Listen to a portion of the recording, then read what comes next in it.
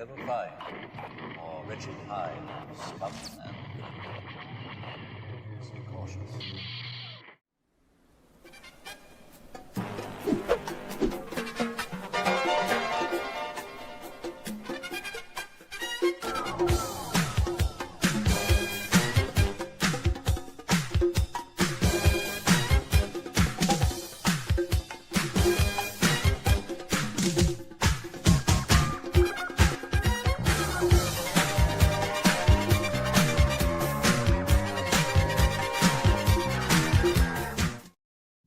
Good evening, hyperdrivers, and welcome to the Cantina Chat. Hope everybody's having a great week.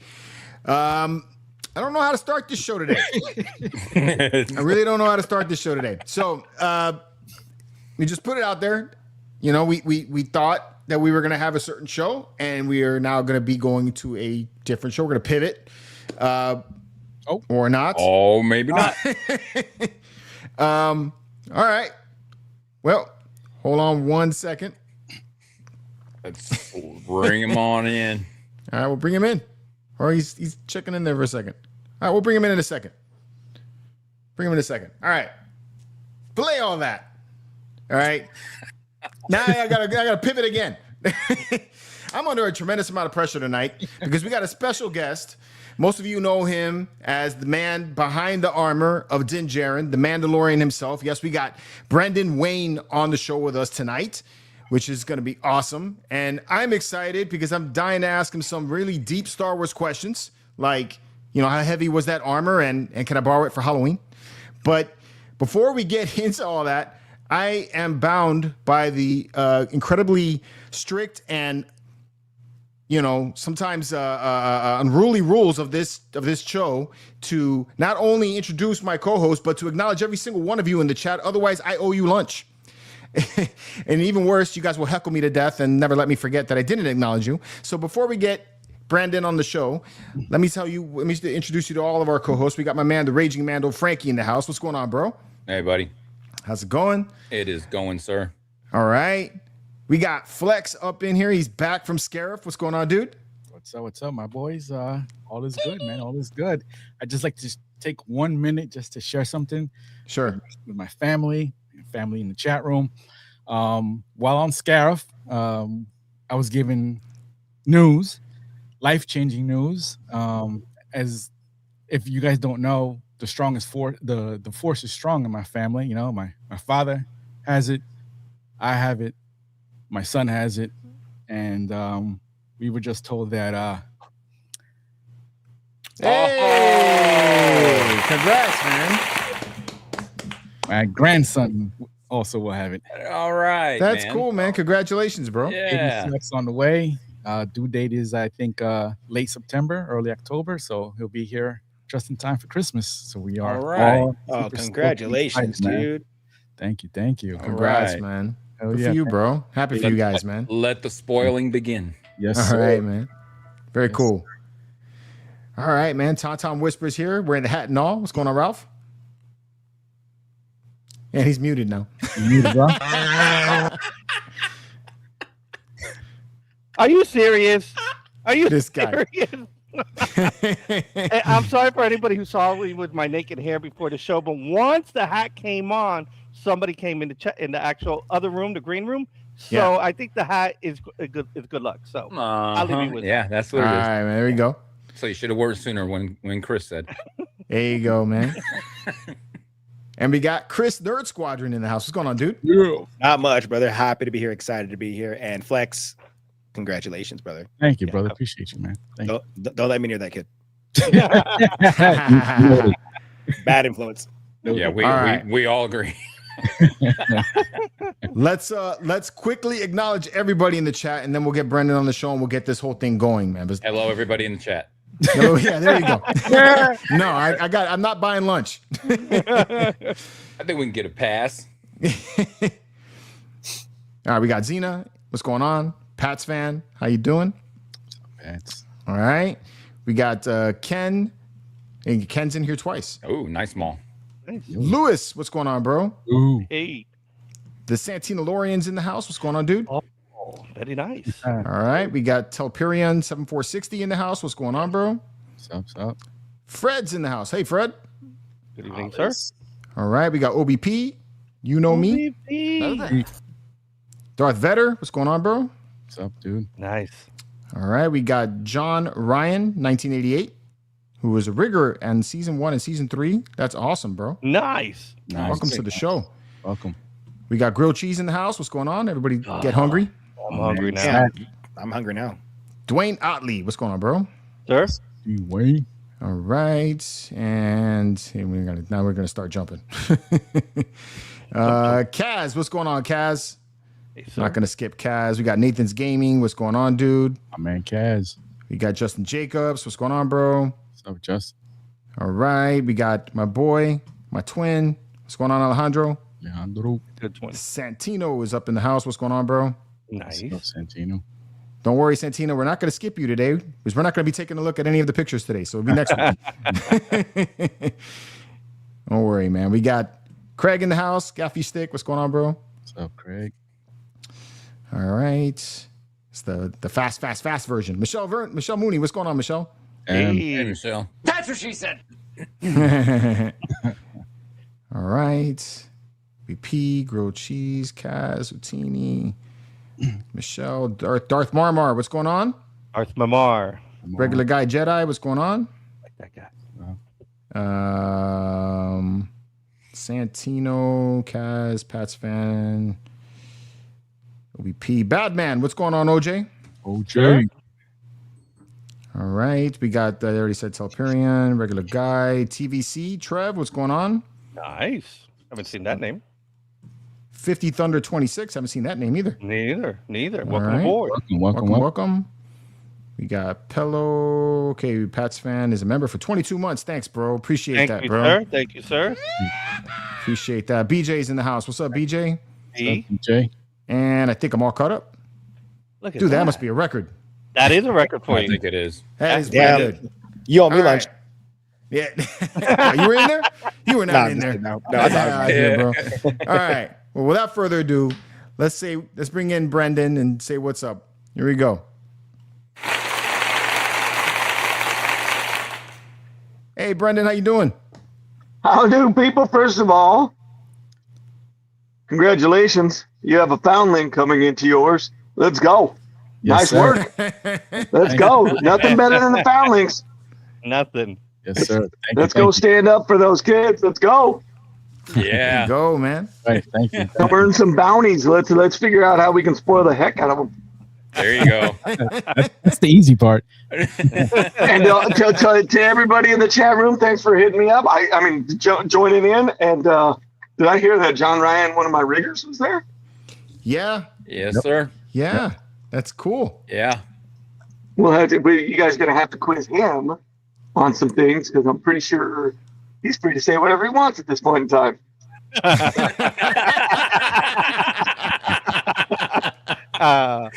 So the Imperial Army is around you, right? So you can't really say everything we want to hear, but okay, we understand. Ooh, what am I looking at right there? Oh, I'm good. This is my Lego Mando that was given to me by a really cool friend who became friends because he was at cons and then Tommy and I just became good buddies.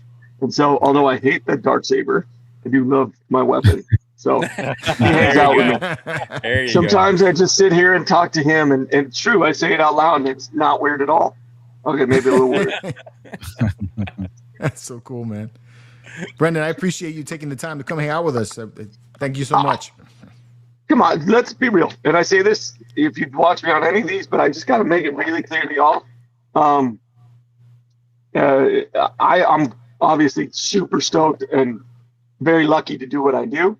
And I do certain things really well, and that's why I'm able to stay in the suit and do what I do. And I understand that. But without you, Star Wars dies in 1995. Without the fans, without everybody just caring and creating their own stories with Boba Fett like I did when I was growing up, without any of that, we don't get to sit here. Hey, Chris, it's not your turn to talk. We don't get to sit here and enjoy Star Wars. So as much as you guys appreciate me, I'm just going to tell you right now, I appreciate you way more because I get to do the coolest job in the universe, in any galaxy ever created. There's no Star Trek. There's nothing that even comes close to what I'm able to do here, and the benefits that I get from it. And without you guys, without your like the guys who just tune in to listen because they love it, we got nothing. And this is from a buddy of mine, so I can hold my 9 or whatever pistol I might have. And it's how great is that? Like, come on, this is dude, this is ridiculous. And I mean, like, it's a real carry, like right on there. You know what I mean? And when I say it's about you guys as much as it's about me. And now I get it. I get to share my stories of getting to run around with my tinfoil hat on and everything. But it's an incredible honor, and you guys are as legend as anybody, and you'll never really truly understand how much I appreciate y'all. Man, and Latif, we both do. You know, that is so big deal awesome, to man. us. So you're going to be at Rebel Scum Con in August, right? Really looking forward to meeting you there. Yeah. All right. That'll be a great weekend. Good times. Yeah. Yep. Dude, I'll tell you what, you come out, Latif and I will be there hanging out with each other, and you're going to hear some funny stuff, man. I can't wait. I can't wait, man. Can't wait. Yeah. So what's up with you boys? Man, we're good. Really good. Did you guys see the Empire magazine release today? Was that you? Come on. the cover? Helmet on? Yes. Nice. That's awesome. Yeah, it was good times, man. That's really, like, that's part of my, like, the real fun thing, because there's no pressure. That you gotta have to. You're just having fun, and it's really cool because you tend to work with a new crew on something like that. We had a lot of people from my crew, but when you get those newbies in that you haven't been working for 7 years with, all of a sudden you see the glint in their eyes, and it just refires that Wow, urn you got going on. that's awesome. What's it like, man? I mean, you play a character that essentially, has brought the Star Wars fans together, for like the first time in a while, where it's like almost unanimously all of us love the Mandalorian. So how does it feel to be that guy?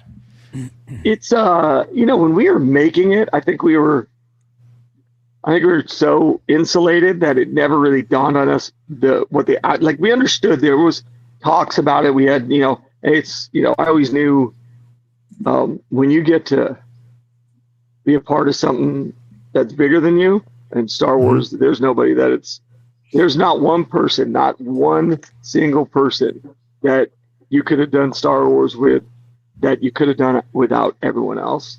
And that's the coolest thing. So I know that when I jump into the suit and, when Latif and I were trying to figure out how does Mando move?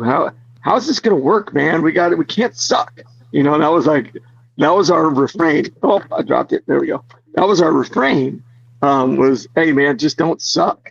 And so, to know that we were part of something much bigger than ourselves actually freed us up a lot. So, I mean, I was super stoked to know that I had my brother Latif, and we were going to be able to have some fun with this, and we did. And it's I suck at this, you guys. I literally suck at this. I'm a legend. You're doing all right. You just guys, you're going up my nostrils. I know it, and my daughter's going to see this and be like, "Dad, I told you not to shoot at that angle. Put something under it." But anyways, and honestly, I do fear my daughter. She will beat me. So if you guys ever see me with bruises. Is this the same daughter that was texting the wife whenever you were just out of the hospital? You heard? Yeah. Oh, I did tell it on the. Sometimes I forget yeah, I get in trouble for certain things. Yes, it is. Yes. That's awesome. That's a great story. Awesome. Oh, and I just, and Disney probably loves me for it. I forget sometimes that I'm on like it's not just us 5 hanging out or us 6. I just start saying things, and then all of a sudden people are like, "Hey, remember when you were like hey, yeah. And then I threw a $20,000 Grogu across the room and almost slammed it into the wall. But you're like, oh, I said it out loud, huh? I said the quiet thing out loud. So yeah, it is that daughter though. To answer that question, yes. That's awesome. Yes. Yeah. That's so cool, man. So yeah, John I mean, Ryan- I'll be honest. It's like jumping in a helmet. And I love challenges, and so this was such a cool challenge because I was able to figure out, how does this guy work? How does he work in the helmet? Like, how am I going to walk without tripping and falling and breaking something on me or on the costume? And honestly, 9 out of 10 times I was more worried about a costume than myself. And so to learn how to have the right work ethic within this incredible genre in my mythology, the things I love, which is Western, inside Star Wars. Woo! What a really cool experience that's been. What did John Ryan say? John Ryan says, love you, Brendan. It was a pleasure working with you in Manhattan Beach Studios for Huckleberry and Buccaneer Ladies and Gents code names. Yeah. Yeah. OG names right there too. And here's the last one was Foundry. Oh. And then I got things I love, I love being very ironic. Like, I would take pictures of the signs that said no photography on set, and then I would send it to whoever I could. That was like, I'd send it to the police. Like, we used to call, we had like Lucasfilm, security who was trying to stop, normal stuff like Tom Holland giving away spoilers. Like, so I would take pictures of like special guest stars, like Carl walking in front of one of those. I'd be like, click, and then I'd send it off. And then so I get like a knock on my door and be like, dude, come on. I could just gotta do my job, man. That was fun. And then, you get those new security guys who'd be like, they'd be looking, like for Pedro or whatever. And then I'd be there and I'd be like with my camera, and they'd be like, sir, I don't know who you think you are. You need to get out of here. You got to drop that phone off at the office. And I'd look at him and be like, you might want to go ask somebody else, because I'm not doing any of that. And they're like, and then someone comes up and immediately they're like, dude, could you be, it's not like, honestly, they were about to cry. I'm like, I'm not going to get mad at them. Like, what are they freaked out about? They're like, yeah, they thought you were going to get mad at them. I'm like, I'm not him. They just can't do that to me. I won't allow it. So much fun though. Yeah, I like to do that. Pretty fun. That's awesome. So yeah, Huckleberry. Oh my God, that was cool. I mean, that was day one with Huckleberry.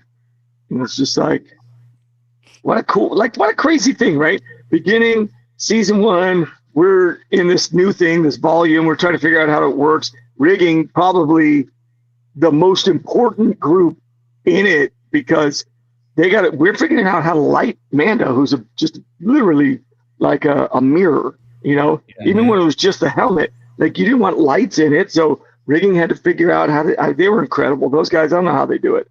As hard as I worked, and I did, I had my, 14, 16 hour days. They worked 2 on either side of that. Like, how do you pull that off? Yeah. You're working at minimum, they're working an 18-hour day. If I do 15, they're doing 18. Like, how do you and then they're back the next day. Like, that season 1, that's what it was like, because we couldn't figure out lighting. It was incredible. But it was a we thing. And that was kind of the cool part of it. It wasn't a bunch of people who were like, hey, let me tell you how much I know. And I know a lot and you don't. You're working with Favreau, who, single-handedly with Iron Man brought Marvel to relevance again. You know what I mean? And now he did it with Mando. Yep. Interesting. He did it with 2 metal guys. Yep. Metal, bro. Just kidding. So how was it working with Favreau from Cowboys and Aliens to Mando? It's funny. I just was doing an audition for hopefully I get it. It's like incredibly cool adaptation of a book. And the reason I even saying it is because I might have borrowed the hat that I wore in that movie forever, and I was using it because the piece is in 1864. So I wanted to use it because it kind of fit, and it was really cool. So, but I mean, I sound like an absolute, like I steal everything. I don't steal everything. Just something. But it's like, It's okay. I might have a Beskar spear somewhere, but seriously, like, Oh my gosh. 6, 7. No, I'm kidding. That's my kid. So Did man. they check Brendan's house? Yeah, man. Security's going to oh, show yeah, up you in can see your all of a house. sudden you just see a helicopter land and it's Disney. I'm in trouble. Stormtroopers raid the place. Help me, spring me, boys. No, I forgot what the question was. Oh, Cowboys and Aliens. That was kind of where I should have understood, and I didn't think it coming into Mando as much. Mando was a different thing for me because the confidence that I came into the show with, to be able to tell everybody what I thought about this character who no one had ever seen. And I, like the costume that they, for $100,000 probably doing different things finally comes to me, and I'm like, no, you got to shorten the rifle. You got to do this. They're like, that's a $10,000 rifle. I'm saying, well, to me, it's about $5,000. So you should have done half the work because it's 6 inches too long. And they're like, who the fuck is this guy? I hadn't even booked the job. I'm like, this holster's too high. They're like, well, we don't want it to look too Western. I'm like, I don't care. You guys want me to be able to draw like a quick draw? It's got to drop down because if you see my elbow come up to grab a gun, which is what's going to happen if it's at my waist, you're going to shoot me in the face. So if we're going to do something, let's do it right. And so like that was actually something Lateef and I worked on every day, how to make sure in season 1 we got away with it. After that, everyone kept trying to put their input in. Awesome. But like we were like, you can't be stupid walking in a room. I never walk in a room like, oh, I got clunked over the head. Whoops. We never do anything like that. And that was a big deal for us. Because if you're going to bring in this kind of character, we want him to be the best man on earth or in the galaxy. Yeah. So watching John work on Cowboys and Aliens and working with him, but still I'm still watching him because it's John and he's got Maddie Libatique, a DP, and he's got, Keith Carradine, who, has been in the business forever, and Daniel Craig and Sam Rockwell and Clancy Brown and all these guys. And you're just like, wow. And Olivia Wilde, you kind of, if you're smart, you shut up and you learn. And I knew well enough to shut up. I don't know how much I learned, but to watch the way he collaborated with everybody, including myself, who was, a bit player for the most part, was incredible. And so I thought, wow, that's a different kind of guy. Like he clearly knows what he knows, and he's going to do what he understands is the best thing. But he doesn't mind learning from somebody's, well, what if we, flip it on its head and do this and da-da. And that was so, I knew that he was collaborative enough to approach during Mando. So it did help in that sense. Oh, okay. Okay. That's awesome. So the people in the chat are asking about your grandfather. And Who's that? Who's that? I just know I was born on the same day as the Duke. That's all I know. I got the Were same you birthday really? as the Duke. Yeah, May 26th. Wow. And not in 1907 like he was? No, not 1907. Just a few years afterwards. I would say you look real good if that's the deal. I got a little bit of that Duke in me, but no, go ahead, George. You were Me saying. too, but I got rid of it. You got a lot. You got a lot. Got rid of it. I have a colonoscopy coming. I think we all are around that same age. Yep. So. There you go. Already. Yeah, no. Let's get back to clean. Let's clean this up. Sorry. No, you're good. No, you're doing great, man. You're going for par on our show right now. Yeah. It's this guy you got to worry Right about. home. Yeah. This guy's you all gotta right. worry Fair about enough. Let's go. Are you in an LSU hat? What happened? Yeah, he is. Is that an LSU hat?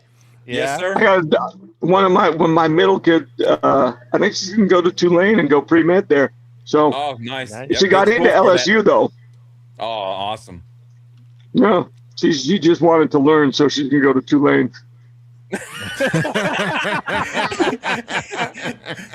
That is completely play it. understandable. That is completely understandable.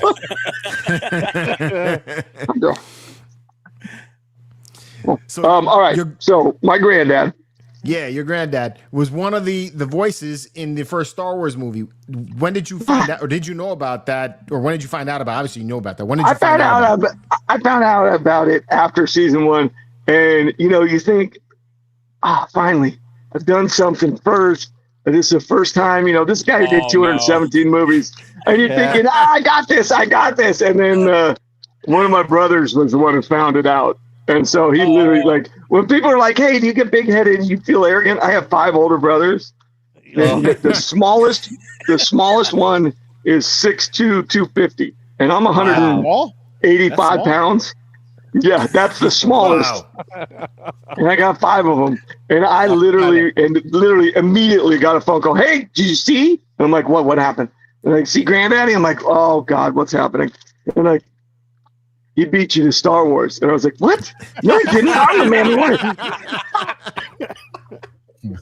Yeah, so, I mean, but par for the course, it's really hard to surprise me when you tell me an accomplishment of his, even if he didn't even know he did it. Mind-blowing. Yeah. Yes. Yeah. That was a stud. Pretty cool, though. Pretty cool. I mean, I've never had a bad day being John Wayne's grandson. Not one. No. I gotta think that's a pretty good day. Any day you're walking down the street, just being the Duke's, kin. Yeah, I mean, sometimes it really helps you when you're in a room that may not like you. So they're like, I'm gonna think twice about doing this. Yeah. Well, I kind of had a question about that because the Duke is a Duke. He had to compete with leading men in his day and age. And he was the leading man. He was the man's man. You've trained your body in such a way that you are hiding your face, unlike your grandfather, and you gotta act, you gotta portray. Which one do you think is harder? Is being the leading man with a face and trying to compete with everybody across the board, or being that guy in the suit portraying that character that goes faceless? I think he would have relished it, honestly. So is it? I don't know. At a certain point, he became the legend became fact, so they just printed the legend of him. Yeah. And so I knew him it was so different than everything that was my Doberman I'm throwing food to. Right. I knew him so different than my this image out here.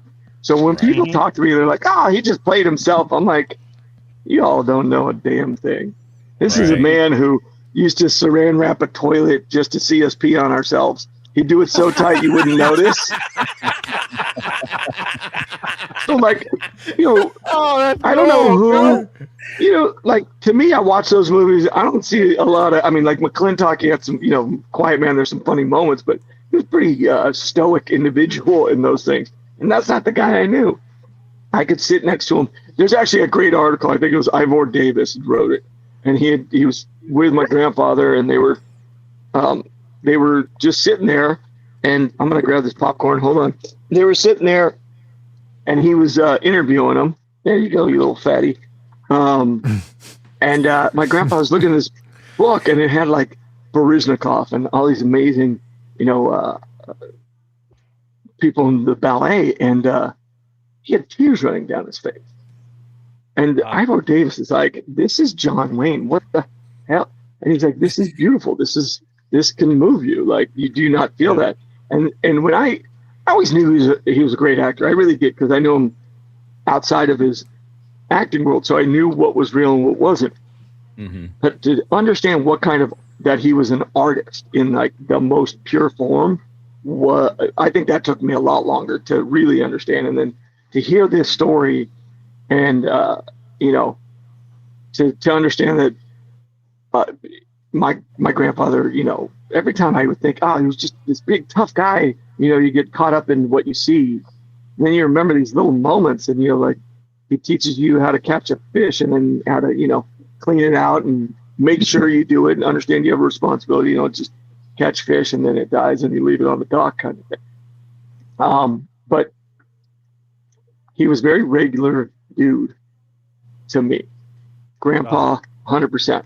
And then this other thing, now I look back as I keep getting older and I'm in this business, you know, it's hard enough to get a job in this business. This guy worked consistently. You know, we compete as a leading man. I mean, he did 217 films and serials. Nobody's even close. Crazy. You know what I mean? Wow. And he was the one, you know, I talked about you guys meaning the world to me because I get to do what I do because of you. My grandfather, it came from him because it wasn't the critics who kept him working. It was the people who came to see him, and they came in droves. And if we changed the amount of, you know, like for inflation, the box office, no one would be able to hold a candle to my grandfather. It's not even close. And there's a reason behind it. And he always said, you know, I'm sure you saw it when he was older and he finally won for True Grit and everything. Big, you know, makes a difference for him. And it meant the world to him. But, you know, before that, there's nothing. Like, at that point, he'd just never done it. He'd been nominated a million times. But to see him around fans, which I was lucky enough to see, gracious, was not big timing anybody, never, you know, like, never gave him the hi-hat, bye and leave. Like, he always gave you time. And so if it's good enough for him, it's good enough for me kind of thing. So, yeah, I mean, it wasn't incredible. I think he would have loved to the challenge of putting on that helmet. I will tell you one thing. They never would have built a set big enough for him, and he would have been nailing things as he was walking around. Guy's 6'5", 260 pounds. They don't even make the N1 big enough to fit me properly. And I'm chopped liver compared to that guy. So have fun with that, Granddaddy. Yeah. Need a different canopy just for the freaking cockpit. No, seriously, like, well, and you know what's really funny? They, like, his station wagon, they have it down at Fort Worth. It's got an extra 6-inch height at the roof. Wow. And they're like people are always used to be like, why? I was like, oh, because he had really short legs. Like, he had tiny legs. Wow. So he'd be closer to the steering wheel than you think, but his big ass head and body, you know, like and I mean, like a station wagon. It had you know, cow horns on the front and everything. Like, dude, I'm telling you, just so you can Google it and look it up. It's hilarious. But he was super long. So I mean, I'm telling you, they'd have had to make the Razor Crest and add like another. It would have looked so weird. Like, they would have been like, no, we're not. As a matter of fact, you know what? Now that we say this, the guy's 6'5". The original guy who got cast, who was not an actor, who is Stunt Batman on Instagram. He's an incredible dude named Rich Citrone. He plays Rada the Hutt. He's the physical guy who did Rada in the movie. Rich Citrone, Stunt Batman. He's an incredible stunt man. Got great stories too. He was originally going to be Mando, but he was so tall, and he wasn't an actor. And they figured out later on, they were like, we need somebody who can act inside the suit. Because, you know, we're going to do the, you know, David Prowse style. And so he still worked on the show. He was he played many other characters within it. But what a great dude. But he was 6'5", and I was laughing because I'm like, dude, you'd have been cracking every doorway. Even if they made it 6'6" in the helmet and the boots and everything, he'd have been clipped, bang, bang. It looked like a fucking pinball machine. That's funny because when I finally did put the armor on for the first time in my house, I was hitting every freaking doorway walking around in that Mando suit. I mean, I had just bought the suit, you know, and it's expensive. So it's like I'm knocking the door, knocking this. Like, oh my God, no, like moving around. Yes, it costs so much. Yeah, no, they that was my whole thing. Like, I started with a helmet off Amazon. I had my wife, who's a brilliant actress. I met her. That's where we met, and everything. I got this job because, I mean, other than what I could do, her support and her ability to help coach me through it all.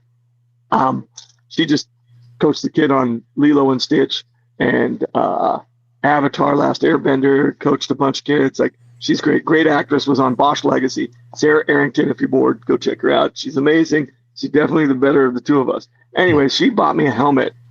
And it was a Boba Fett helmet off Amazon. And, like not fitted like these ones that you get, I'm just an idiot. I throw on my motorcycle motocross gear so that I can, fall and do shit. And then I decide, hey, I'm going to go ride my motorcycle on this. Oh, Not a good choice. Yeah. Do not do it. No. Man alive. Can't see nothing. Dude, I punctured my lungs so hard it was fucking Oh, brutal. Oh no. man. Yeah, That's not good. don't do it. Don't do it. But I worked on it. So when I got to set, and I had it's the same amount of vision really, but at least it stayed on when I turned and stuff. I understood what I was going to have to do. So besides staying in shape, being in that suit, it weighs, the original suit weighs up to, I think it was like 41 pounds. We figured out with this movie, with a new rig that we put on it, it was 62 pounds. But I would get there, let's say we had a 6 o'clock call. I'll get there at 4 a.m. I build a gym in my room. Like I build it, but like this, literally like what did actually this wooden stuff right here. This is all from my room on set, including my heavy bag. There's let's see here. I have my helmet with LA upside down right there. And then I have my other helmet, as we know. Oh damn. Mando. Oh, wow. Damn. But I have all that in my room. And then I have like this, literally like my bag here. I got my bag and everything. Wow. Wow. Just because I had to stay in shape, because otherwise you just lose weight and then you lose strength. And so I would get there, work out for an hour, and most of the time I'd take a shower, and then I'd walk to set and walk it for an hour. I can't say I did it every time. Some days I would just be nuts. I would just pass out. Like it's like a one room set room or whatever. It's beautiful. Like for me, it's great, big open thing, and I just fill it with what I want. And so what I would do, I'd pass out on my couch some nights and just wake up and go in, and no one would be there, and I would throw the helmet on or something, and I would walk my path for an hour, saying the lines, whether anybody was there or not. I just and I do it. So when I got out there, nobody understood the work that went into it. It's not like I was telling anybody, "Hey, John, Dave, do you know I got here an hour early?" And to me, that was the work. That was part of what I had to do, and that was part of what I need to do to stay confident and make sure that I honored Mando, because Mando, I loved it when I read it. I loved him as a character. I was so stoked to be able to play this kind of character, to originate a character within Star Wars. All those things. So it was important to me that I prepared the way I would for anything. And I learned from team sports that preparation is everything you do before you walk on the field. Being ready to walk in. Once you get on the field, that's the easiest part of the day. And that's literally how I looked at it. And that's how I went. And it was one of my favorite things on earth. And it still is. And I hope to goodness we get to keep doing it beyond this movie. That's awesome. Got a super chat here question. I just want to give it. You're saying, Brendan, is the Mando movie going to blow our minds? I can't wait, man. It's from Freezy2324. Hey, Freezy2324, let me tell you right now, it blew my mind to do it. We had a ton of fun making it. I think it harkens back to like Indiana Jones a lot, in the sense that there's definitely adventure throughout it. There'll be naysayers. I'm sure. I care less. I know that what we did is a really cool product, and at the end of the day, you should be able to watch this a million times and have fun every time. That's what I'm talking about. Wow. Yeah. I can't wait. We're excited from the trailer. Yes. Yeah, right. Was I mean, cool. it's like when those X-Wings come in, and we got like that whole Tony Scott, Jerry Bruckheimer moment. I was like, yeah. Oh, when we were making the Christmas ode to Budweiser spot, John showed me that. And I was like, holy cow, are you kidding me? Oh, cool. Was that a tauntaun, by the way? I just That saw is him a running across the tauntaun, yeah. screen. Yeah. All right. Yeah, good. He's the Tauntaun Whisperer. I apparently have to Yes. wear this hat like you do all the time when I'm on the show. I have to wear this until I'm 99, unlike you that at least can show your face. Well, we said I- 90, Yeah. not 99. 90, yeah, dude. No, 90. I thought We you said said We're not 90. taking you 99. past 99. Yeah. So you're 90. He said until I'm 90. It Yes, gets I've hot got in 2 here. more years. Listen, I thought I looked young. Yes. How hot is it? By the way, how hot is it in the costume? Does it have vents or cooling in there, or I was because I asked can the only same question. imagine? Yeah. Yeah. No, so to be clear, season 1, it's got a little like some holes in the back, on the ridges that they have. Some air can get out there. And it can get out the bottom as long as you're not Latif, who was stuffing dreads inside. I was And so his face was just, his face is like up against the thing. So once everything starts moving and he starts Oh my sweating, God. it's My like God. he can't see. It's just his visibility's gone, right? So Yeah. Right. I got a big Roman nose. It's great. Sticks out far enough that the helmet stays away from me and I can breathe. Some air can go out. Oh, I'm like in heaven, right? Well, season 2, I come in a little bit later because some of you probably heard on Katie Sackhoff's show. I got a little sick, stayed a little time in the hospital. When I get little out, bit. yeah, I mean, I might have died a little bit, but that's not the point of this. Is when I come out, I throw on the helmet or whatever, and I'm going out to work, and I'm walking up and I see the Night Owls, and I'm like, oh, okay, that's a pretty cool looking costume. All right, looks like they upgraded. And mind you, they took some notes from somebody who had never worn the suit in between season 1 and season 2, Oh, and no. they added things that we had taken off because we knew we needed to not be stuck in the bottoms in case we had to go. And so Right. that got to be a big issue. But anyways, so I'm walking up and I'm looking at them and I see their helmets and I'm like, God, man, those are pretty fancy. And I'm looking at it, I pick it up, I'm like, wow, what's in it? And I look in, I'm like, hey, is that a fan? And they're like, yeah, we got a fan. I'm like, oh, no, this looks great, you guys, yeah. And I just walk away. And I'm literally like, are you fucking, and I call up Latif and I'm like, Latif, this motherfucker's went and put a fan? Do you have a fan in your helmet?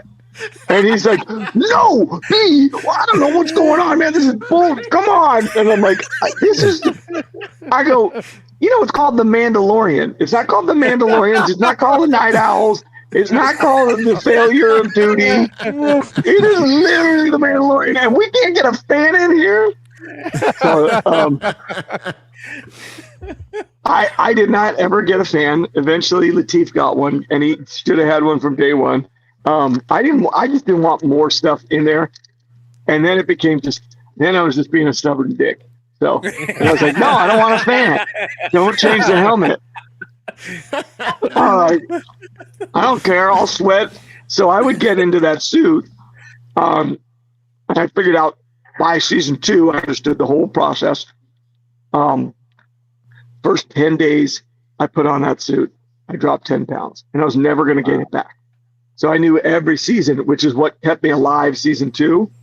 I knew going into season 2 that I was 1,000,000% going to be in the best. And I was an athlete in college, the whole deal. Like I was going to be in the best shape of my life, and it happened to be at 46, and I did. And because of it, it saved my life. So if there's anybody out there who's kind of lagging and you're getting a little bit older, and maybe you haven't gotten your checkups like you should, things like that, the very least you should do is spend 30 minutes doing something that's a little harder than sitting on your tail checking out where the lowest priced Razor Crest is so that you can collect it for later. Speaking of, how happy are you that the Razor Crest is back? It's got to be a lot more comfortable than the N1. I mean, they made the N1 to spec. And I was like, oh, that's great. What does that mean? They're like, because we made it before. I'm like, yeah, for a 9-year-old. And they were like, yeah. I'm like, do you think maybe I should go try to get in it? And they're like, yeah, you're going to love it. And I get in it. You know, he was standing in that cockpit the whole time. He's standing. Really? He never sits down in it. So they had it so that he could stand in there. So it's a 4 foot deep cockpit, or no, 4.5 feet deep. So when I sit down, you guys, I kid you not, I sit down and that's what you see, just the top of my helmet. Oh, They're wow. literally like, whoop. And they're like, uh-oh. And so they're like, we got to get a booster. And then in the script, like I have the script still, and it talks about how it has this ladder that I climb down to get in and out of it. Well, John sees it and he's like, Brendan can make this look cool. And he literally goes, make it look cool. And I'm like, okay. And so when I first tried this thing of stepping out of it, it was lower because it wasn't like what they were going to do. They needed to clear a little space under it so it looked like it was like levitating. I had no idea. So I tried it and he was like, oh, yeah, that looks good. That looks great, man. Great. Getting out of it, there was nothing to handhold. So I had to put my arms up on it. And I have a picture, and it's somewhere on my Instagram somewhere. And there are these deep black bruises from one day where I had to keep getting out of it. Bryce is like, oh my God, I'm so sorry. Oh, wow. But I tore my meniscus getting out of it because I hyperextended my knee getting out because it was higher and I didn't know. And so my knee went out. And I went, and Wow. Man. they go, I didn't, of course, because I'm that guy. I didn't say anything. I know I'm going to get the toxic masculinity comment. I didn't want to say anything, but it wasn't because I was trying to be a manly guy. It's because I didn't want to lose my job. I was signing a contract every day. So, like, I didn't have any guarantees like normal people would. You know, like, there weren't 8 days guaranteed every episode, which is kind of common if you're a regular on a show like that.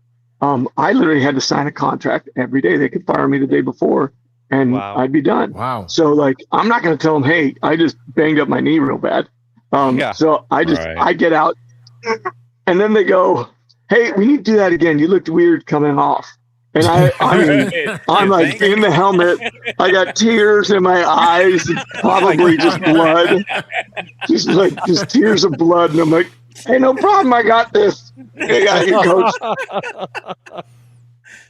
Just like, oh my God. So, yeah, it was more out of desperation than masculinity. But yeah, That's crazy. I can imagine your facial expressions. We can do it again. You're like, I mean, of course I can do it. and then I did it like 500 times. No. That was the thing. Like they were like, keep doing it. I'm getting into this soft sand, and then like I'm doing that whole scene where I'm looking at it, and I'm taking all the different angles and stuff like that. And it's an ode to American Graffiti when he's American Graffiti, and where he's looking down all the different lines on the car. And he's like, hey, is this piss yellow? You know what I mean? Like, oh God, it's so great. So yeah, I mean, it still was because I remember Bryce was like, you want to see your new ship? And I mean, I have pictures of it, Lucasfilm, it's so awesome. The photo police are coming. Come get me. That's awesome. I got a question. Brendan, do you have a favorite episode or scene that you worked on? I mean, I have a lot, and I know that's such a cheeky little way to answer that. But I'll say this. My thing is what was going on at the time. So like season 2, when I came out of the hospital and David pushed his episode, Jedi, which introduces Ahsoka and the Night Sister, Diana Lee and Santo, who's like my sister now. That one was a big deal because he had Johnny Ringo in it, and he was saving that drawdown. He was like, I want you got to be the one who's in this episode. I made it for you. I wrote it. You're the guy in this one. It fits everything you do to a T. And so an overall episode that is that's up there if it isn't the top. I just off the top of my head I don't think of another one, because that was kind of like, hey, by the way, you're still alive, and I know that's pretty heavy and deep, but I literally was dead. And so that was like, hey, you're okay. You're youthful and you're not broken like you thought maybe when you were coming out of the hospital. Yeah. So to have that was incredible. Couple scenes, I can think of season one, learning to trust your director's vision. Not that I didn't, but like I questioned it on one, and it was in the Mudhorn, and it's when I come up out of the mud and I pull out the Favreau blade and I'm holding it right there, and then the Mudhorn's gonna come, but then the kid does this deal. And I remember saying to Rick, mind you, it was also the most miserable day on set, because I was freezing and they kept having to spray me down and then throw wet mud on me. Oh, it's terrible. Right. No, it was brutal. So then to have, he's like, just do it. Because I was like, dude, this is going to look so cheeseball. He's like, it's your knight in shining armor moment. This is literally that, King Arthur, Knights of the Round Table moment. I'm like, yep, you're not making it any better. And, and then he showed me it, and I was like, I lied. You're great. I'm not. Okay. I'm going to go stay in my lane. Rick Pamuia, you know what's up, and I don't. So great vision. I did it with John. I was like, this is going to look cheesy. You're going to pan up and away as I walk away in the first, season, and then you're going to silhouette me in the doorway. Come on. Nope, it was pretty awesome. Never mind. I take it back. My bad. Yeah. That was you in the cantina scene? At the beginning? In the beginning? Yes. The first episode. Yeah? Yes. Oh, that was and then Latif did some a hell of a shot, Latif did some crazy fighting. Yeah. Oh, you're not going to find somebody who can really walk like me. And I don't mean that like I perfected something. I mean, John, Dave, me, trying to slow it down so I didn't look like a bobblehead in a suit. And then just my natural genes that people probably go, oh, he's trying to walk like his grandpa. I tried not to walk like anybody in my family for my whole life. So he slows me down, and all of a sudden you realize, oh, this is film, or this is, TV. And there's just certain things that are just true and true and true. And slowing everything down like my grandfather did, even though I wasn't thinking of that. As a matter of fact, I was thinking Yul Brynner and Arnold Schwarzenegger. Yul Brynner in Westworld, the movie, the OG, and then Terminator, Schwarzenegger. Like John really wanted that mechanical feeling of him, and so you slow it down. I can't. I got pretty swishy hips, I guess. So he's like, there's just a certain cowboy swagger to it, but it's because of my genes, and he slowed me down. It was never any.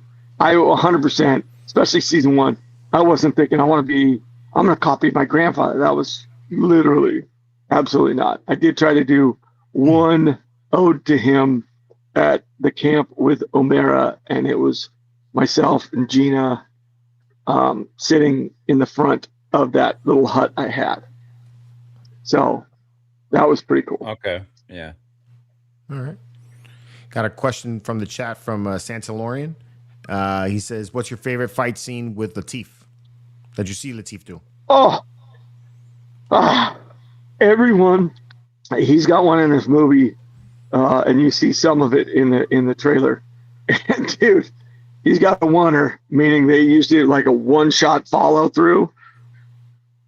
Oh my God, it was amazing. Like I was blown away. Before that, the fight scene. I like your excitement. Oh, dude, it's like I get so excited because his craft. Like, look, he's a 2-time stuntman Emmy winner. Okay, he won the first 2 Emmys that were created for individual stuntmen, not a group. They actually finally are starting to figure out some things, and so for me to be able to watch a guy who's so great at his craft. I don't care what craft. If you're the best rigger, I'm watching you. If you're the best lighting, I'm watching you. Like I want to learn. So to be able to have him and call him my brother in those moments is incredible. The fight in the Prisoner episode with Bill Burr, and he's fighting Clancy Brown's character Berg, and he's tossing him up and down in the cockpit and just, demolishing him. I'm telling you, I wish they would show what the set looked like when they were said and done. I mean, he put them through the roof, and said Justin was the stunt man in that. And I was like, I thought you guys like each other. What is wrong with you? And they were like, they were like us when we were kids. They were like, this is amazing. And you're like, dude, just draw the gun and shoot at him like Harrison did. Is So there that, any difference in the costume that he wears versus the one that you wear that allows him to move like that in it? Yeah, I mean, well, no, because old boy rips right through his pants a million. The dude, he has the Guinness Book World Record hardest. I forgot what it is. It's I think it's the hardest. There's a word for it, but anyway, it's definitely the hardest kick ever recorded, and he has a 1,600-pound kick from his capoeira style kick. Oh wow! And so, when he explodes through these scenes, dude, you're like, what? They're like, hey, so can you get in there? And I'm looking at him like, you better not ask me to do what he did. And they're like, no, we just want you to get up from it. So I'd be like, all right, let me see all of his movement right up until the end. And I'd be like, okay, what does his leg and body look like when he hits the ground at that moment? Because then I can get up from that. And that's literally how it works. And then I'll get up and walk and pull a gun or something. So we'll do-si-do like that. But that fight inside on Prisoner episode, woo, boy, that was amazing. That one shot you're talking about with Lateef, is that not the one, the trailer we just recently got, but the one we got at Celebration? Because I was there and I saw the one shot. No, it's the ad scene. Yeah. And I remember. Oh yeah. Yes. I saw him. He took out maybe 8 guys at the in one room. And I call it the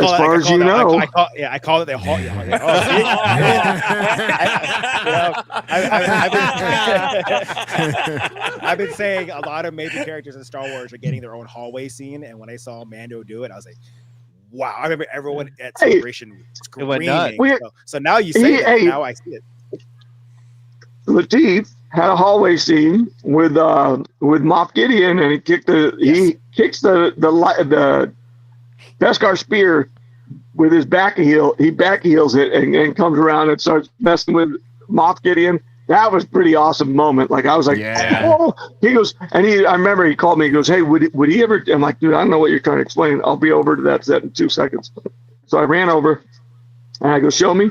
And he does his thing. I go, he does now. That's amazing, dude. Yeah. He's like, is that Western? I'm like, I don't care. It is now. It's badass. That's what it is. Space Western. Okay. I said, we're writing the Bible now. Doesn't matter. It's all interpretation. It's all New Testament from now on, baby. It's just us. We're writing this book. Well, So, do you have a particular a moment or enjoyable mate, that's in the, an actor that's in the actual show that you enjoyed your scenes with more or less, like in the case of maybe Rosario or Katie or anybody else? It's not even close. I'll tell you guys right now. It's not. It's the reason why you had like Mando, like I was able to find him as quickly as I did because part of me finding him happened during the shooting. Like you just can't replicate what's going on. You can't imagine it. So finding out how Mando exists with other characters, it was Carl Weathers. I mean, God rest his soul. This is a man who was a hero of mine, and you never want to meet your heroes because how could they ever live up to it? He shattered it. He was beyond what my imagination thought he was, and I thought he was a god. And so to have this guy lead me and mentor me when he understood that, hey, this guy's literally the only one on set 80% of the time, and he's got an inanimate, or actually animate because it's animated through RC's, character that he's playing with. And so he's going to go batshit crazy if somebody doesn't talk to him. And so he was incredible. That, I'll never have another mentor like him. He was the same guy who would call my daughter. This is a guy who's doing a million things. Like he's on Chicago Justice and and MD and all those things, and still finds time on January 14th to call my daughter, wish her a happy birthday, because he remembered they shared it together.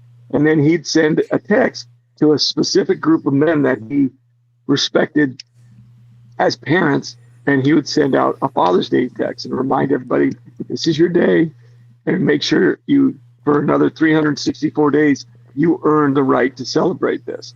And that's the kind of guy he was. He was just incredible. And we always had a blast, and he got to direct me and all that. And, Ming Na, incredible. Rosario, just a lightning rod of greatness. Joy, really cool stuff. Gina Carano, like, she was there day one with me when we were rehearsing before we ever even started shooting. It goes on. My guest stars. My biggest right now is Matt Willig, who, you'll see shortly, who he plays and everything. And he's a old SC boy, played football there, and then, went on to play in the pros, and then went on and was in We Are the Millers, among 10,000 other things. And he's just an incredibly, really good guy. So, but Lateef is my brother, so nothing will ever beat that. To get to hang out with Mando is pretty cool. Yeah, you can see in the pictures with you two guys, like, you got a brotherhood there, so it's pretty cool. Yeah. It's different. Yeah, if he killed somebody, I'd bring a rug and some lime. We'd make sure it was okay. Whose car we taking? That's the only question. Whose car we taking? Yeah, exactly. Whose ship we taking? Yeah, So, whose ship are we taking? How was it working with Boba Fett? Yeah. What an incredible thing, right? That was crazy. But it wasn't just Boba Fett. Who directed that first episode of Boba Fett in Mando? Oh yeah, Robert Rodriguez. Robert Rodriguez, yeah. Yeah. So not only are we bringing a legend back in Star Wars, but we're having a legend bring him back, and I thought he did such a bang up job with it. Like, oh yeah, he just lands and just starts going ham on everybody. Like, that was like, come on, this is unreal. I mean, because what a thankless task he had, which is to bring back a character who had spent 30 seconds on screen, but 40 years, in my mind at least, living a certain way and doing certain things. And now he had the responsibility of bringing him and having him stand up in the face of a character who's pretty badass himself. And man alive, I loved it. It was incredible. That's awesome. Yeah, it was such an awesome episode. It was. Yeah. And Tam, yeah. But I mean, I will say this, awesome. And I glossed over it, and I shouldn't have, which is, you'll never replace Carl, but when you have another legend come in and you get to, they walk up to you and they say, Brendan, you're incredible as a Mandalorian. And I go, oh, thanks. No. I know exactly what you do in it, and I know how great you are. And then you get to watch their preparation, that woman prep her role, watching her take notes like she's a 17-year-old kid trying to figure out how to act. Who she honors the craft by being true to it, and it was incredible. And then she's Ripley. So Sigourney Weaver, the class, the style, the presence, the gravitas, and she didn't rest on it. She didn't just come in and be like, I'm Sigourney Weaver. She was like, I really gotta make sure this is great. And you're like, come on, that is awesome. Yeah. So legend. Yeah. Pretty incredible. When you're in the suit and having to act without, obviously they're not hearing your voice. Are you given the exact lines? No, they're hearing my voice. They're hearing my voice. Yeah, like David Prowse. Oh, dude, I mean, like David Prowse. Yes, but are they the exact same lines? Is what I mean. Like, or do you sometimes go back and watch a TV show and you're like surprised? No, there's some lines that I just didn't think were very good, so I just changed them right there. As long as I took enough time. Yeah. As long as I had the allotted time for them, it was fine. But I mean, I was a theater trained guy, so I understand that if you aren't word specific, they'll fire you because the playwrights have all the power in theater. Whereas in film, you can change it on the spot kind of thing, especially if John and Dave wrote the episode and they're sitting right there and they're like, yeah, no, it's fine. You know, like, and I could see where my contributions changed what was actually said. Like, oh, okay.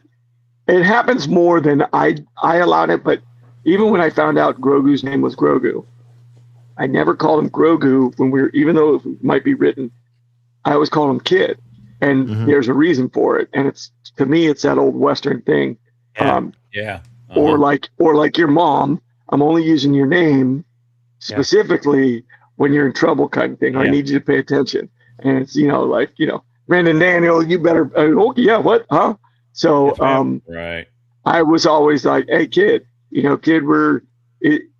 Mandalorian isn't just about fighting. It's about knowing where you are, knowing how to get where you need to be, all those, which is pretty much like Jason Bourne saying, I'm sitting in this room and I know there's 3 exits, and which is, my process. And then people are like, oh, how do you figure out the words? Star Wars is so word specific and weird in a lot of ways.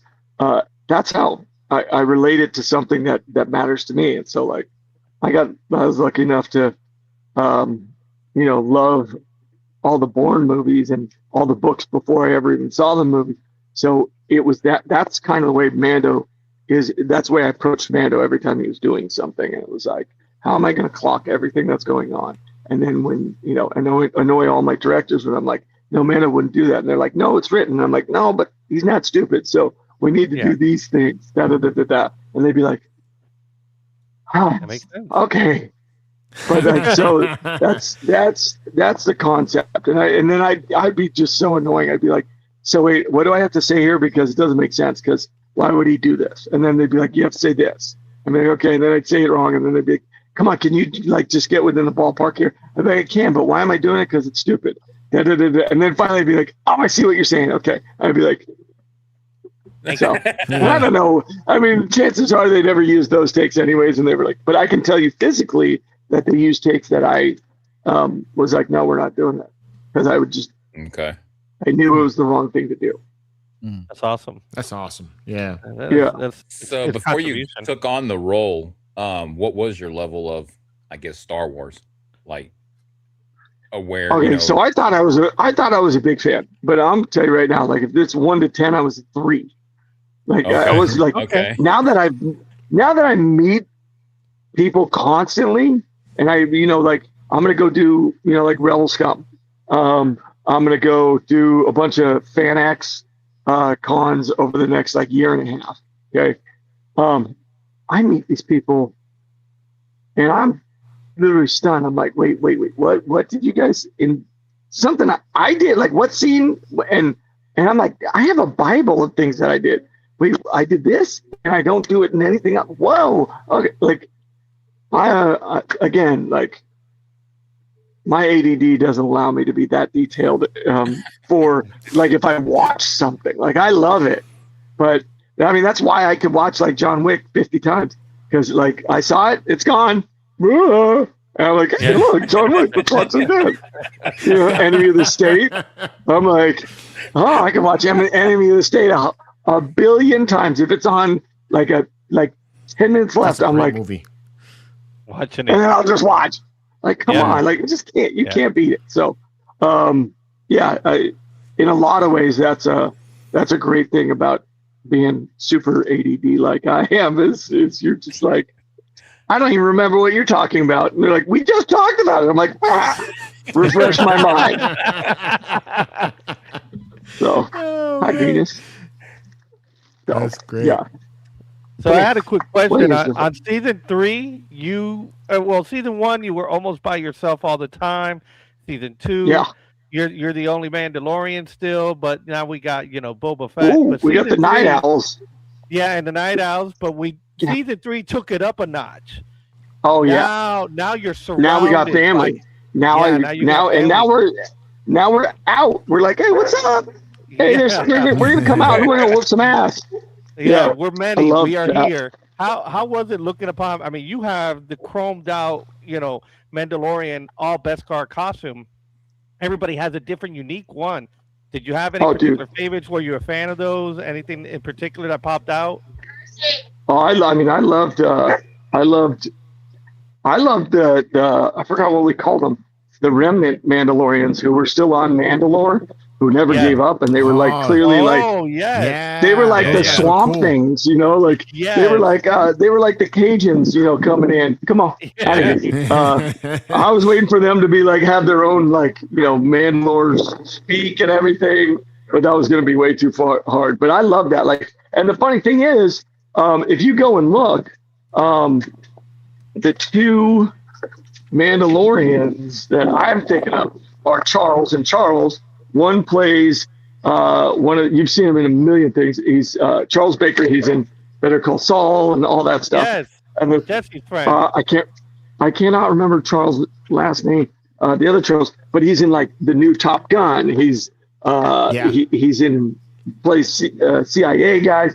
Like, it's unreal. Those two had really cool costumes that I was like, oh, and they were so awesome on the ship. Like, I have pictures of them, you know, sitting on the ship, and it was during COVID, so they had to have their like little masks on. And it was so funny. And then I was like, you guys want to drop those real quick so I can get this shot? And they're like, you're not allowed to take pictures. I'm like, watch me.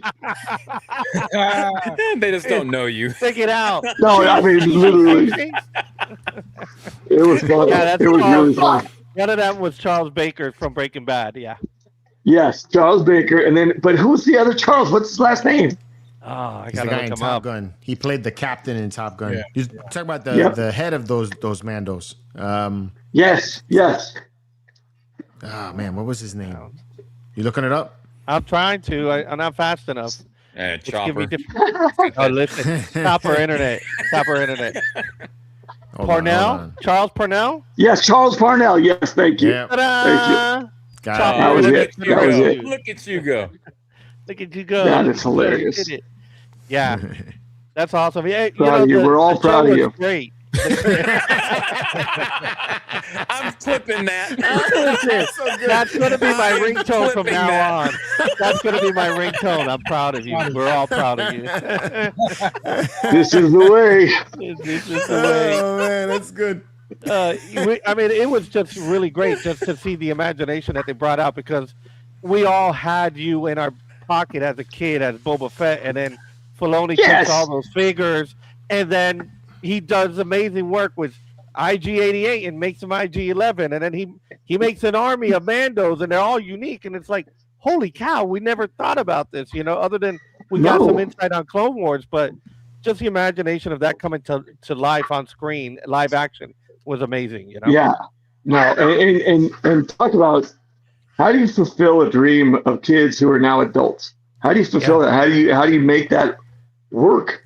Like, it's, to me, it's like, no, man, I don't want to take on that. That's a different level of creativity, and that's why Dave is the boss of bosses now. Yeah. You know what I mean? Yeah. Like, there's no two ways about it. He's the man in charge for a reason. Yep. Looking forward to that.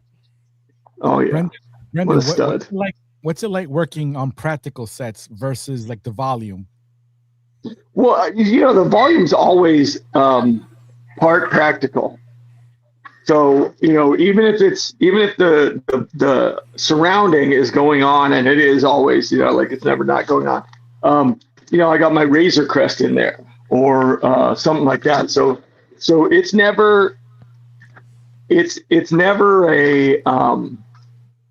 non-practical. The only times I think I've ever worked on a non-practical, I think there was one day where it was just down, and so I had to we had to blue screen it because the computer, like the brain bar, as we called it, was so unreal. Like, there was like 30 people up there, like Abby and them up there, and it was incredible to be. The best is watching my family as I walk through the house duck, because they don't want to be in this. It was hilarious. I literally just, like, that was awesome. It looked like they were all bowing to me. If you guys had seen it, you'd been like, oh, they're scared of you. No, they were like, no, kiss my ass, Dad. But as far as that goes, yeah, there were days where I'd go to the back lot and we'd go do something, and I just had to plug in because my phone sucks. right now. Home, please. I swear, I'm not hiding. Copper internet. Yeah, there we go. Charging up now. So which is good timing because I was at 4. But so I was lucky enough to be able to do both those things. So like on day 1, I worked in the volume and we did some of the ice bar, and then we went to the back lot and we did that walk when I'm walking through the town to go to the covert to see the armor for the first time. And that was, on the back lot, and that had, less, that had some blue screens on it in the background.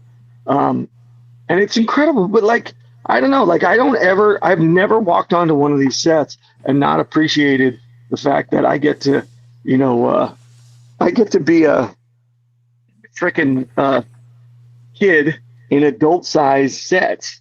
You know what I mean? Like I'm walking around, fulfilling, all my childhood imagination and dreams on adult size sets. So the difference is very minimal for me because I'm always working with something that is engaging Mando's attention and it's there. Whereas now I'll compare it to my Uncle Patrick. He did Sinbad back in 1972, and he had to fight these sea creatures and everything, and it's some guy with a 10-foot stick and a tennis ball if he was lucky, and then they claymation everything when he's not even standing there.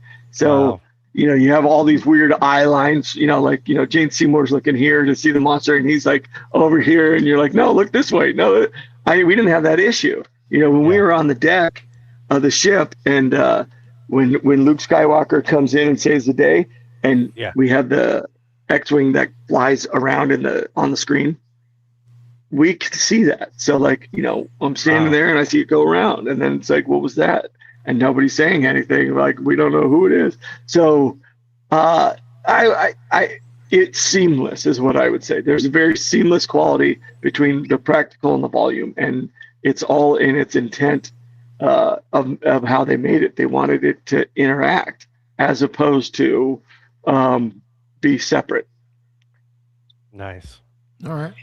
That's cool, man. That's cool. That's cool way. That must have blown your mind with Luke Skywalker being there. What was that like? Like surprise. Well, they tried to keep it super, super secret, but as usual, I am a master sleuth, or more importantly, like, so I on set, like if you work with me, I think you can tell by the energy I give off, I have a really hard time sitting still. And so, if they're like, hey, it's 10 minutes till the next shot, I'm pretty sus on that. I'm like, I don't believe that because it's never been anything less than 45. And so I was trying to figure out if that was my dogs.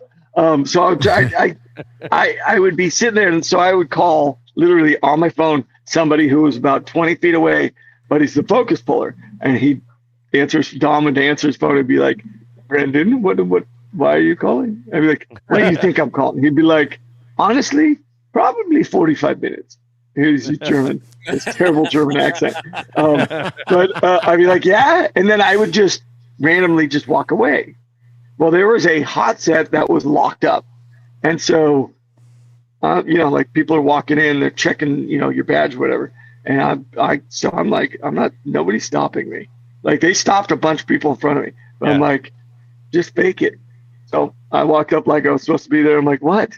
And they're like, oh, no, I didn't. Oh, yeah. And, like I'm in the armor without the helmet because I left the helmet on the set. So I'm like, what? You guys, don't waste my time. I walk in and I look over. I'm like, are you? What the? Come on.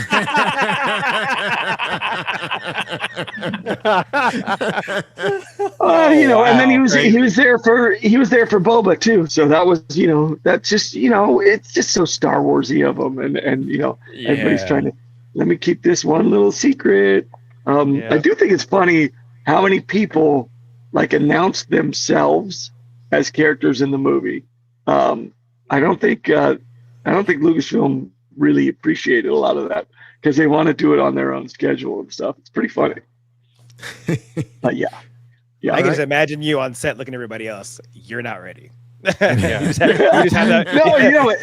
Like if only you knew what's about to happen in about the next 30 minutes. Just Yeah. What? Yeah, Brandon's No like idea. on Spaceballs where they just think he's getting pictures of things before they happen. Yeah, 100%. Exactly. Oh my God. Well, you know, that's the other funny thing is like, you know, we just like, I don't know, everyone was excited to be on these sets or whatever. And I think like even Bill Burr, you know, he's excited and everything, but at the same time, you know, he's I don't know. I think everyone gets so like, you know, oh, it's very reverent.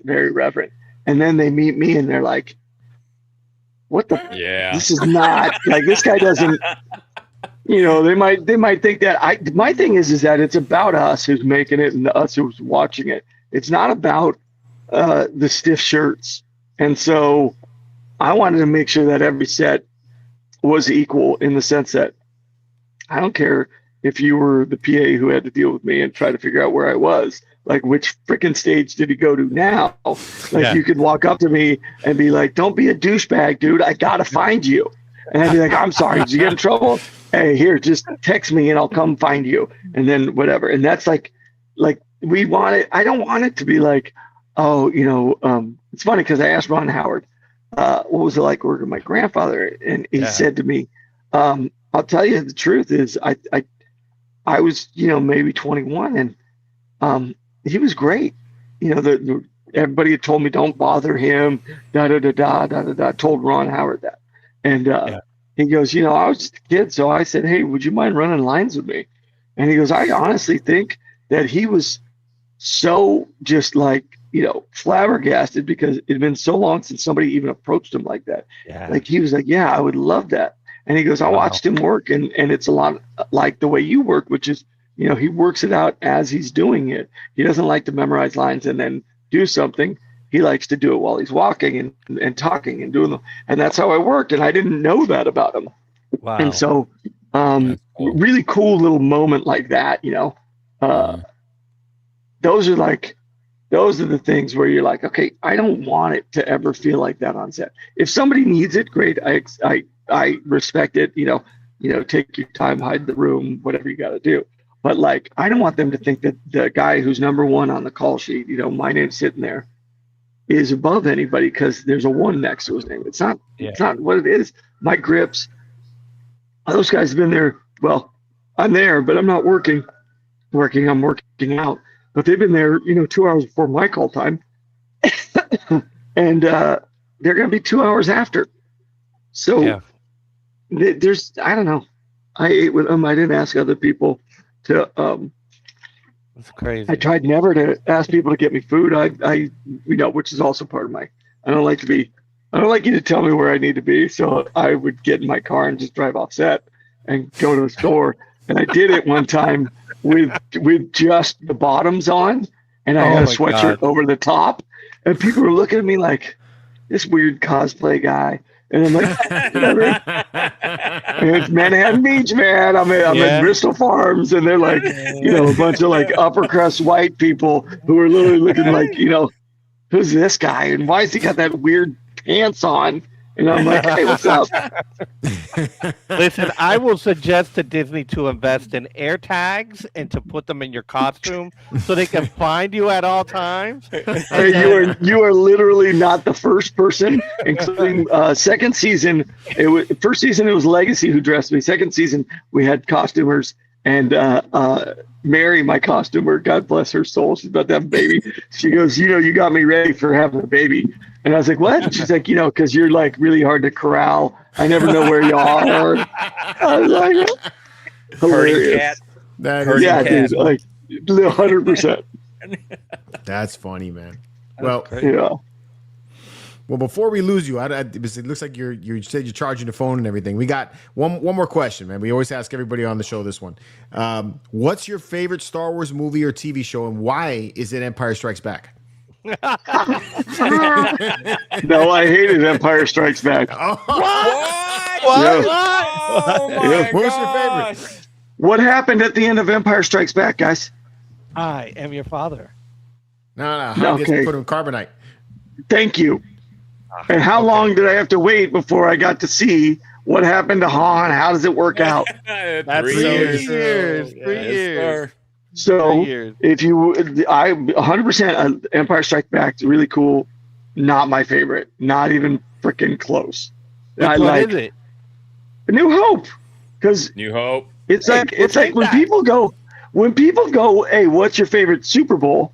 It has to be the first one, guys, because you never will reach that high again. It's like all those drug addicts in the park chasing the dragon of the first heroin hit they ever took.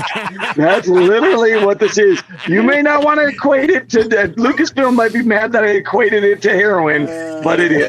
Sorry, it's not my fault. That's good. The dragon. Just Well, to I be can say clear. that is the most unique answer we have gotten, so we appreciate it. I love We that. really appreciate it. I love that, man. I love that. Brendan, man, It's thank you so real. much for coming on the show today, man. It's been such a pleasure talking to you. Yes. Hey, pleasure's all mine, boys. I really do appreciate you. You have a really cool demeanor about you guys. So thank you for letting me be me. Let my freak flag dude. fly. You can We'll come see you back again. anytime to beat you. You can Just come like back. we all hook up in Rebel Scum. Rebel bro. Scum, Yep. yeah. Yeah, Oh, we'll yeah? definitely see you Have a there. Hey, drink. look, just so you know, I'm always on John Wayne Trail. He's always with me. Oh, nice. And look, and my Empire Strikes Back. There you go. Hey. So we're there. nice, We got you. All right. We got you. Nice. Is there anything you All want right, to you tell the guys. chat before you head out? Yeah, hey, continue being fans, and when you go see the movie, be a fan first, and then you can judge it after you see it the third time. But the first There you time, go. just go be a fan and enjoy it, you guys. Don't take away the joy that you have in it. You can judge it later. That's easy to do. Everyone will. But we're gonna have a great time, and it's about what you guys think, not whatever the critics or whatever's posted before the movie's out. Don't fall prey to it. Don't let the avalanche hit you. Get the out of there before it lands, and then make your choice and see what the powder's like when you're done. Yes, sir. Yeah. This All is right. the way. Perfect. Hey, Yeah, this is the way. Thank you, sir. Yeah, man. Brendan Wayne, Appreciate it. everybody. Thank you, guys. thank you. Now I'm gonna Thank go you. eat. All right, man. Later, boys. Take it easy. See ya. Man, that was awesome. That was really awesome. That was really awesome. Yep. Love Now I'm it. excited Pretty for good? them. Yeah, well, Yeah. I need to say about everybody in the chat. Everybody, Yeah. thanks for coming to hang out with us tonight. Really appreciate you guys as always. Please, if you had a good time, make sure you hit that thumbs up, subscribe, share this video out because it was so much fun.